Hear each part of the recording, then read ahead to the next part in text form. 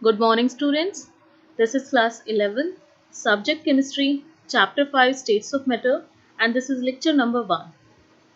So, topics of today's lecture are intermolecular forces and thermal energy, gas laws, and relationship between molar mass and density of a gas. You know very well that there are 3 states of matter: solid, liquid, and gas. In this chapter, we will talk about them, but before that, we will discuss about intermolecular forces. So what are intermolecular forces? Intermolecular forces are the forces which are between the molecules. Here we will take example of HCl. This is one molecule of HCl. This is second molecule of HCl, and this one is third molecule of HCl. Between hydrogen and chlorine, there is covalent bond, and there is a force of attraction between hydrogen and chlorine. This force of attraction is known as intramolecular attraction. But within the molecule, between HCl molecule and another HCl molecule, there is also a force of attraction. And this force of attraction, which you can see by dotted line, is known as intermolecular force of attraction. So there are different type of intermolecular force of attraction. In this lecture, we will discuss about them. So first intermolecular forces is dipole-dipole interaction. Second one, dipole-induced dipole interaction. Third one, dispersion force. So what are dipole-dipole interactions? So dipole-dipole interaction, basically they occur in polar substance. Okay. So here this molecule HCl, or you can take example of HF, hydrogen fluoride, HBr, hydrogen bromide. Okay. So here we will take example of a polar molecule. So HCl is a polar molecule. Why? Because here there is electronegativity difference between these two atoms. Chlorine is more electronegative and hydrogen is less electronegative. So that is why there will be partial negative charge on chlorine, and here on hydrogen there will be partial positive charge. Okay. In the same way, this molecule also possesses partial positive and partial negative charge. Now, this electronegative atom will attract the electropositive atom of the second molecule. Okay, so chlorine will attract the hydrogen atom of second molecule. So there will be force of attraction between them. Okay, so this type of attraction is known as dipole-dipole interaction. Okay, as you can see, in one molecule there are two poles, positive one and negative one. So that is why this interaction is known as dipole-dipole interaction. Now polar molecules have permanent dipoles. The positive pole of one molecule is attracted by negative pole of the other molecule. This is second example of the dipole-dipole interaction. This is water molecule H2O. This is also water molecule. Now here this is first molecule and oxygen is electronegative and hydrogen is electropositive. That is why there is partial positive and partial negative charge on these atoms. In the same way, here hydrogen will acquire partial positive and oxygen will acquire partial negative charge due to electronegativity difference. You are already familiar with the term electronegativity from third chapter. Now, the oxygen of first molecule will attract the hydrogen atom of second molecule because there is difference of polarity. This is partially negatively charged and this is partially positively charged. So there will be force of attraction between them. So this is dipole-dipole interaction. Now if I ask you that out of these two molecules, which one have highest dipole-dipole interaction? That means whether this interaction is strongest or this one. So if we compare polar molecules, then it depends on the electronegativity. Okay, here oxygen is more electronegative than chlorine. That is why here electronegativity difference between hydrogen and oxygen is more. So oxygen will acquire more partial negative charge and hydrogen will acquire more partially positive charge, due to which it can easily attract this hydrogen atom because charge is more. Due to more charge, it can easily attract the hydrogen atom. So that means this force of attraction is strong. But on the other hand, chlorine is less electronegative than the oxygen atom. So the negative charge on chlorine atom is less than oxygen. So there is a force of attraction between these two atoms, but this force of attraction is less than as in the case of water molecule. So the magnitude of dipole-dipole force in different molecules can be predicted on the basis of the polarity of the molecules. And polarity depends on the electronegativity of the atoms present in the molecules. So second interaction is dipole-induced dipole interaction. So this type of interaction exists between polar and non-polar molecule. Okay. Here we will take one example. This one is polar molecule which has permanent dipoles, partially positive, partially negative. Now here this one is non-polar molecule. Here you can see that there is no charge, right?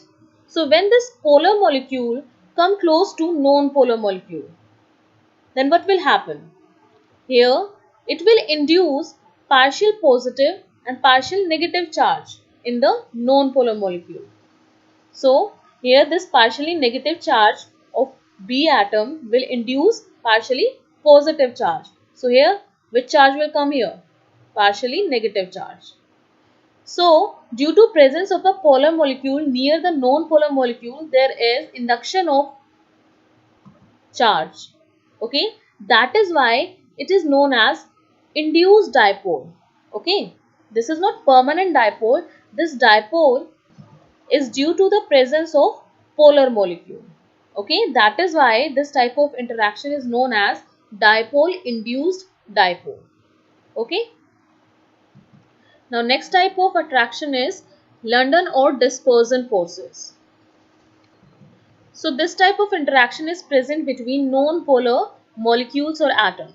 So here we will take one example of helium. This one is helium atom 1 and this one is helium atom 2.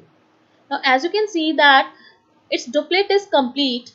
So the force of attraction between these two atoms is very weak.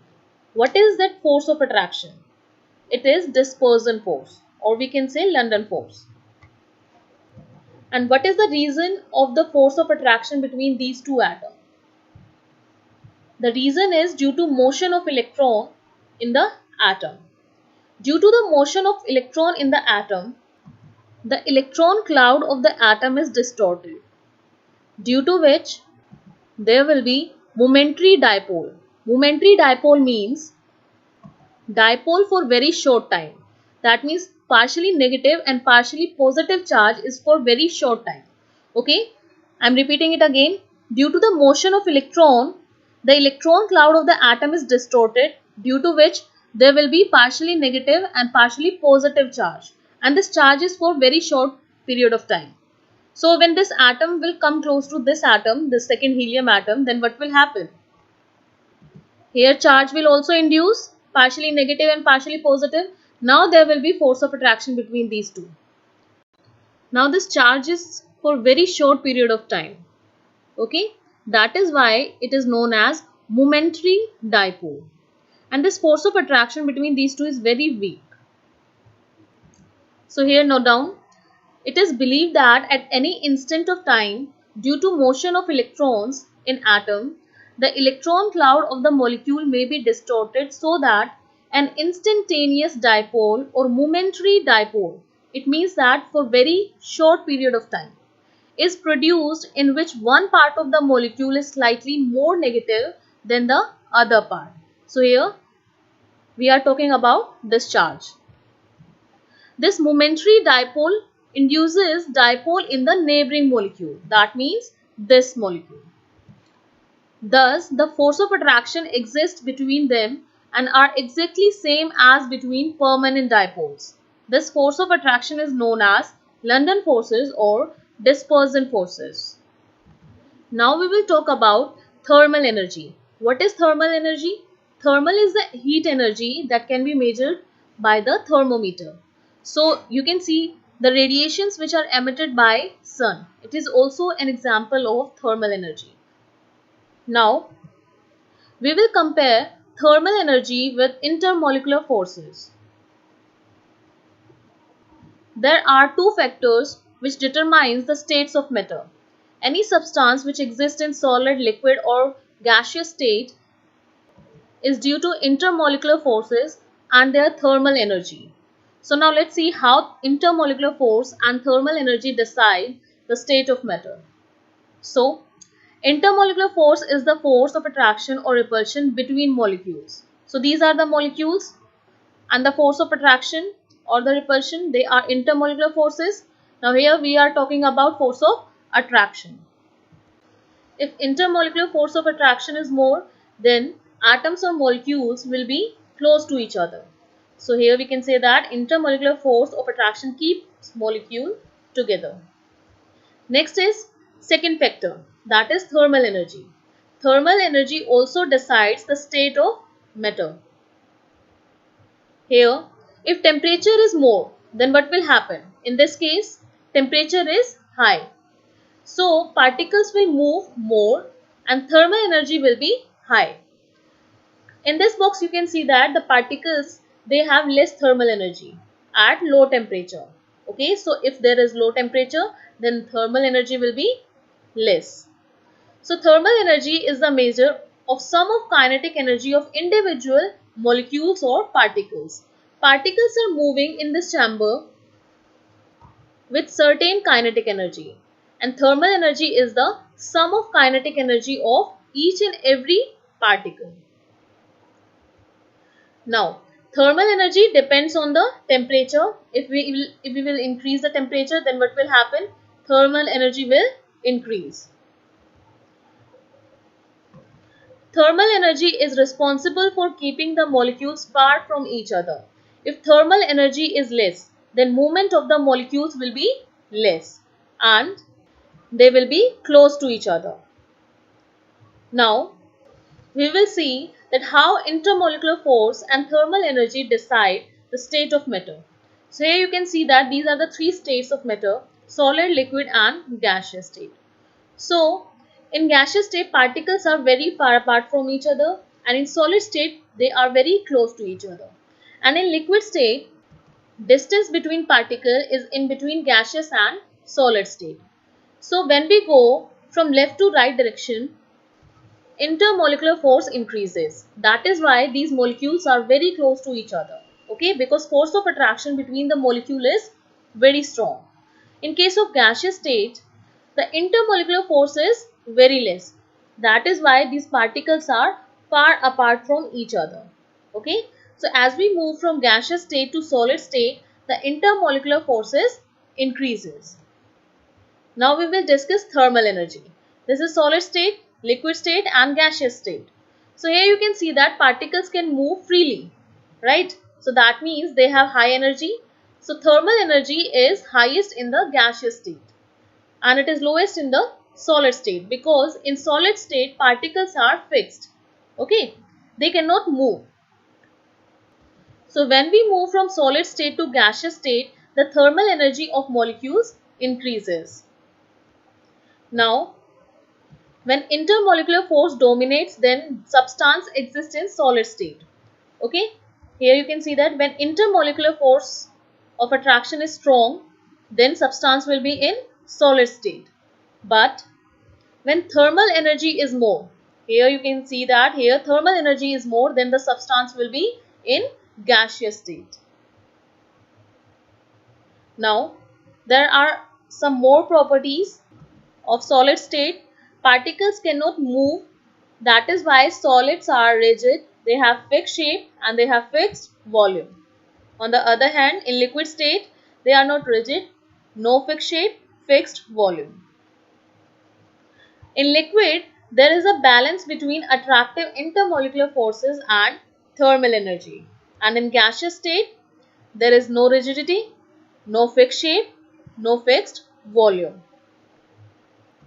In gaseous state, intermolecular force of attraction between the particles is very less and thermal energy is very high. Now we will start new topic, that is gas laws. So first law is Boyle's law. It gives us relationship between pressure and volume.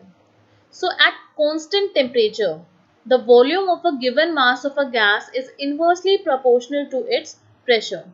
We are not changing temperature and the amount of gas is fixed. In that case, the volume of a given gas will be inversely proportional to the pressure. Here we will take one example. Here there are two containers. This is movable piston and it is connected to a thermometer to check the pressure.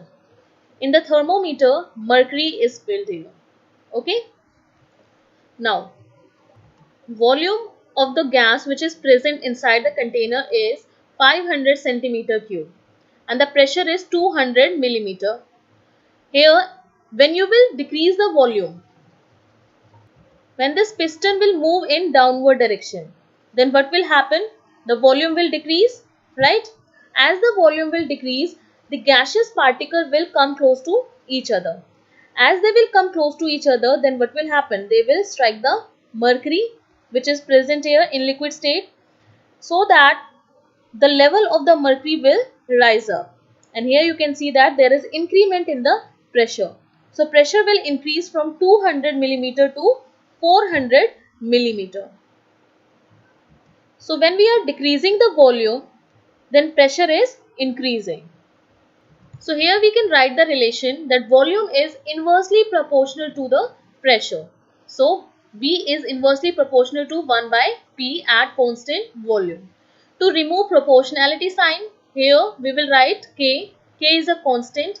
If you will move P on this side, then PV is equal to K. K is constant, P is pressure and V is the volume. Now, if we write this equation at pressure P1 and volume V1, then you can write P1 V1 is equal to K, and for pressure 2 and volume 2 you can write P2 V2 is equal to K.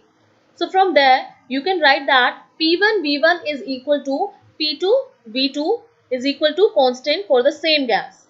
If you will shift volume, then it will become P1 divided by P2 is equal to V2 divided by V1.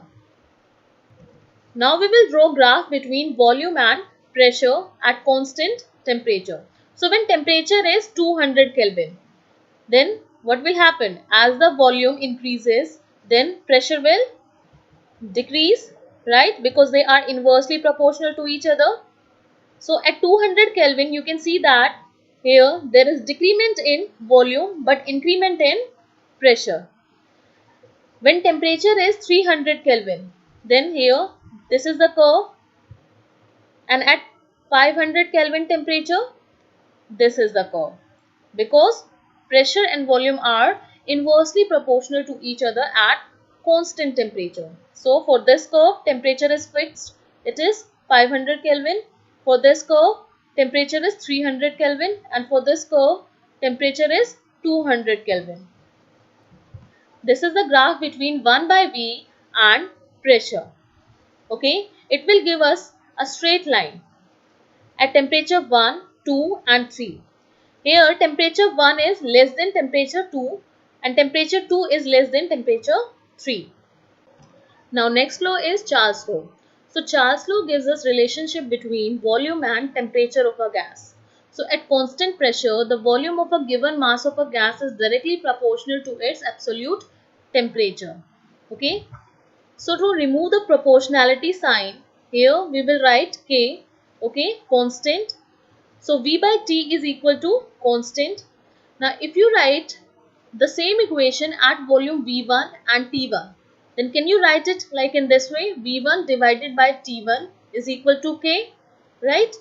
Now write the same equation at volume 2 and temperature 2. So here the equation will be V2 divided by T2 is equal to K constant.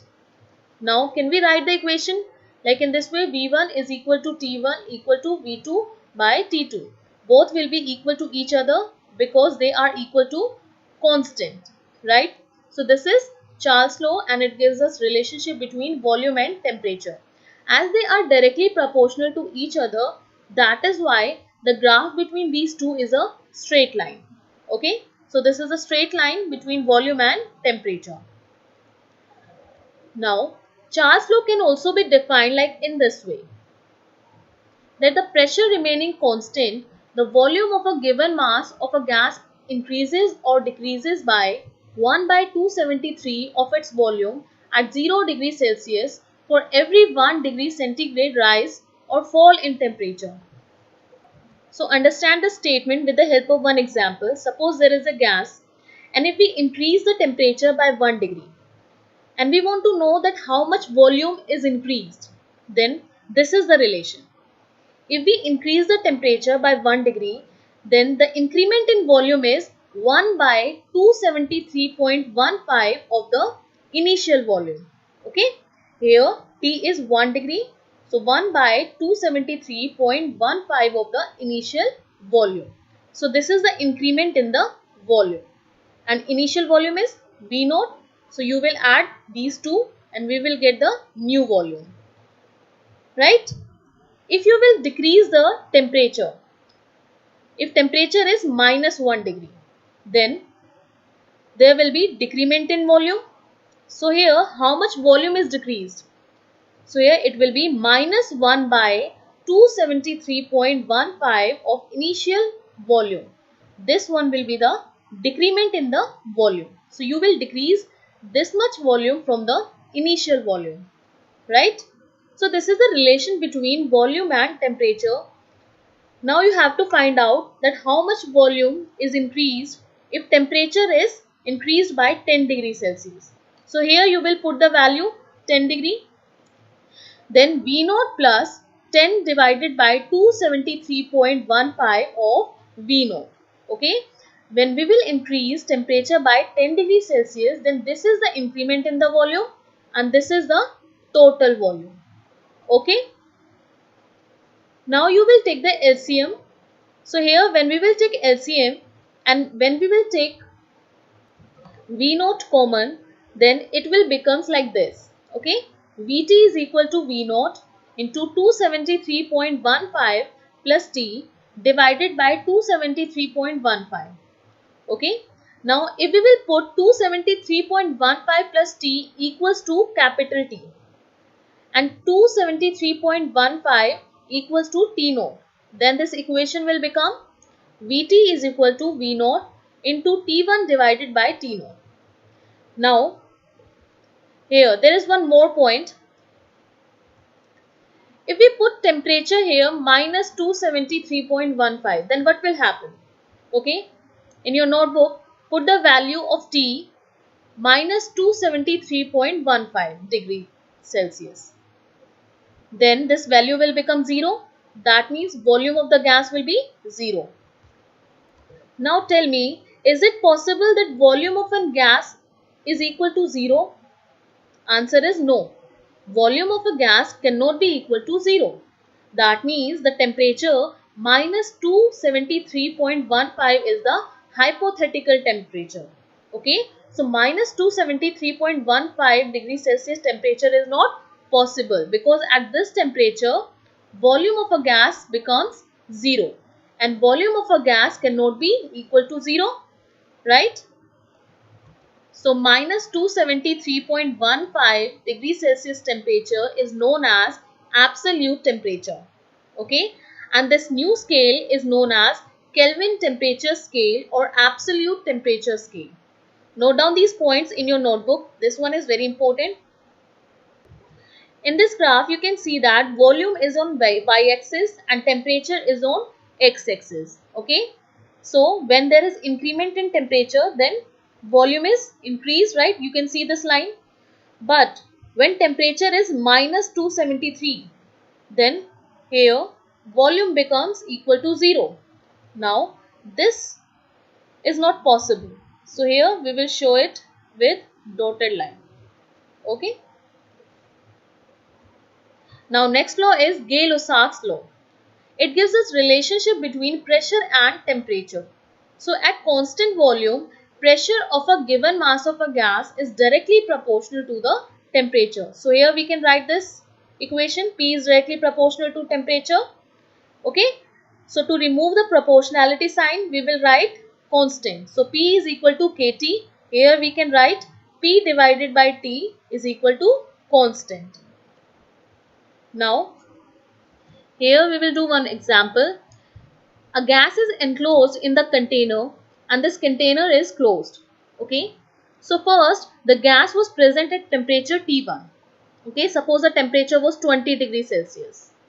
So at that temperature we measured pressure. Now if you will increase the temperature to 50 degrees Celsius, then what will happen? The kinetic energy of the gaseous particle will increase, and as the kinetic energy of the gaseous particle will increase, then movement of the gaseous particle will also increase and they will move faster, right? As they will move faster, then pressure inside the container will increase. So with the increment in temperature, pressure will also increase. Now this is the graph between pressure and temperature. So when we take volume V1, okay, because we have to take volume constant, same. So when we take volume V1, then this is the graph. There will be a straight line because they are directly proportional to each other. Okay, this line is for volume 2, this one is for V3 and this one is for V4. Here V1 is less than V2, V2 is less than V3 and V3 is less than V4. Now as this graph is at constant volume, so it is known as isochore. Okay, isochore means at constant volume. In the same way, for Charles law, we were taking at constant pressure. So for constant pressure, the term is used isobar. Iso means same, bar is used for pressure. So for Charles law, this line is known as isobar. And for Boyle's law, the temperature is constant. So for constant temperature, the curve is known as isotherm. Okay, isotherm because temperature is same. Now next law is Avogadro's law. So Avogadro's law states that equal volumes of all gases under the same condition of temperature and pressure contain equal number of molecules. So here we can write that V is directly proportional to N. Here N is number of mole. So if number of molecules in a container are more, then its volume will automatically be high. So here we can write that V is directly proportional to N. Here to remove the proportionality sign, we will use a constant. Okay. In 1 mole, 6.022 into 10 to the power 23 molecules are present. And the constant is known as Avogadro's constant. Okay. Value of Avogadro's constant is 6.022 into 10 to the power 23. Now by knowing all these laws, we can derive ideal gas equation. From Boyle's law, we know that V is inversely proportional to pressure. From Charles' law, V is directly proportional to temperature. And from Avogadro's law, V is directly proportional to number of moles. So here we can equate these three equations. So when you will combine all these equations, then it will become V is directly proportional to Nt by P. Okay. Now, here to remove the proportionality sign, we will write R here. So, V is equal to R Nt by P, where R is known as proportionality constant, or we can say gas constant. Now, if you will shift P and V on the left hand side, then PV is equal to nRT. So, PV is equal to nRT. This is the ideal gas equation. Okay. From here, you can find out value of R, that is gas constant. It is equal to PV divided by NT. The gas constant is also known as universal gas constant. Now, when pressure is P1, volume is V1 and temperature is T1. So, we can write this equation like this. P1 V1 divided by T1 is equal to nR. Here N is number of moles, R is gas constant, P1 is pressure, V1 volume and T1 is temperature. Now when we change pressure to P2, volume to V2, temperature to T2, then the equation will become this. P2 V2 divided by T2 is equal to nR. From both the equation, we can write P1 V1 divided by T1 is equal to P2 V2 divided by T2. Now this equation is known as combined gas law. You will use this formula in numericals. As you can see here that it contains 5 variables. And this equation is also known as Quartz-Lessons. Now next topic is relationship between density and molar mass. So now from ideal gas equation we can write N by V is equal to P divided by RT. In short, you can write that PV is equal to nRT, and from PV is equal to nRT you can write this. Okay. Number of moles is equal to given mass divided by molar mass. So here we will put the value of N, that is number of moles, which is given mass divided by molar mass. So put this value here in this equation. So M divided by molar mass into volume is equal to P by RT. So here you can see that M by V is equal to density. Density is equal to mass by volume. So here instead of M by V, we can put the value density, right? So here D by M is equal to P by RT. Here if you will shift the M and D, then it will become capital M, that is molar mass, is equal to dRT by P. So here you can see that molecular mass is inversely proportional to pressure of the gas, and molecular mass is directly proportional to the density of the gas. So this is a relation between density and molar mass. So that's all for today, students. Your homework is you have to do NCERT exercise question number 1, 2, 3, 4 and 5. So note down these questions.